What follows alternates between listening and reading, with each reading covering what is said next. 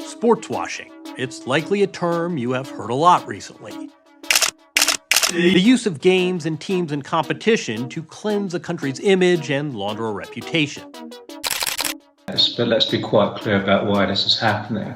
The Saudi regime is not buying Newcastle United because they're great lovers of football. Fortunes. They're doing it for two main reasons. The first is what's called sportswashing.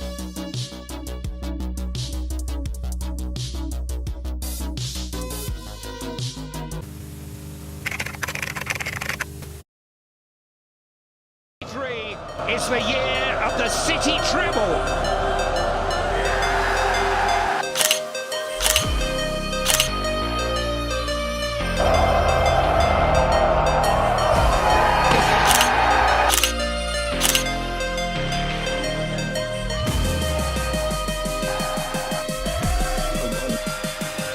Now for the 3 points. Manchester City are still alive here. Balotelli, Aguero!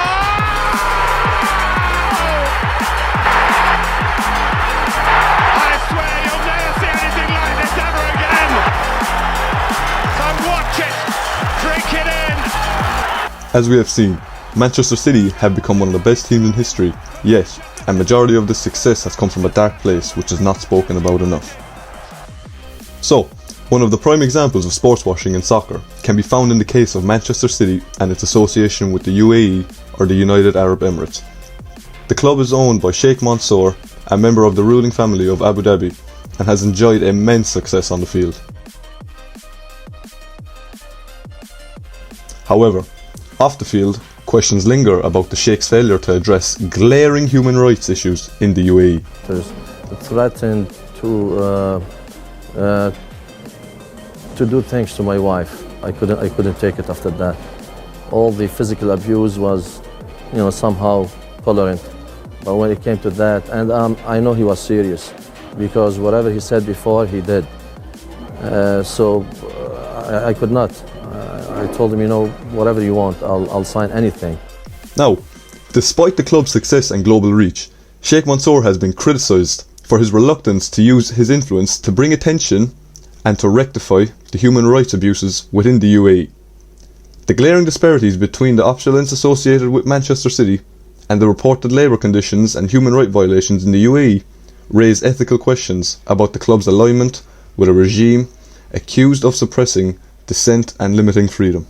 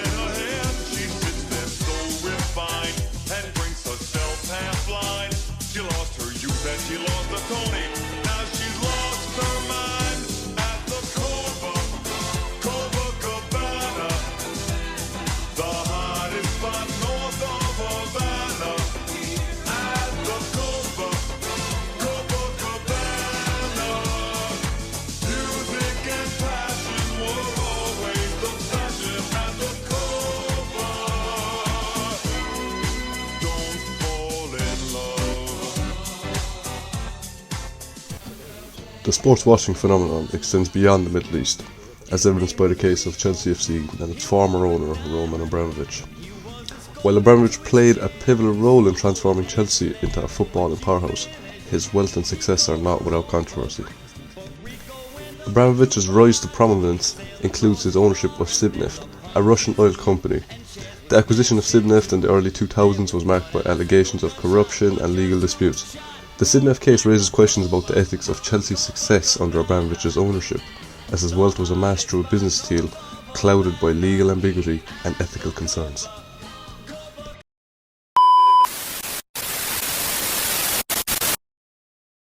But I don't know if they've got a clue at Newcastle. The club has been sold to the consortium with immediate effect. Eddie Howe is the new manager at Newcastle. They have confirmed him, in fact, as new head coach. Newcastle United deserves to be top of the Premier League, and we want to get there.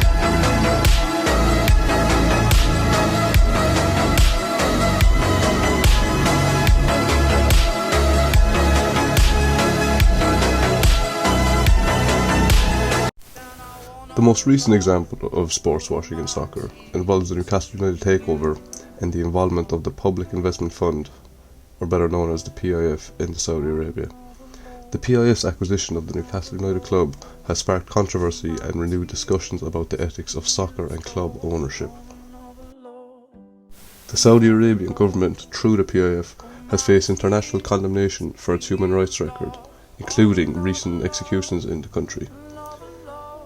Along with these events, with the acquisition of a prominent football club raises questions about the responsibilities of the football's governing bodies in scrutinising potential owners and ensuring that clubs are not used to whitewash the image of nations facing serious human rights concerns.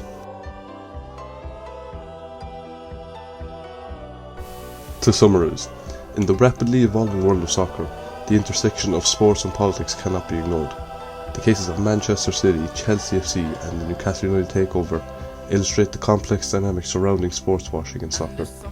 As the sport continues to capture global attention, it is imperative to critically examine the ethical implications of club ownership and the potential role football plays in either challenging or perpetuating human rights abuses.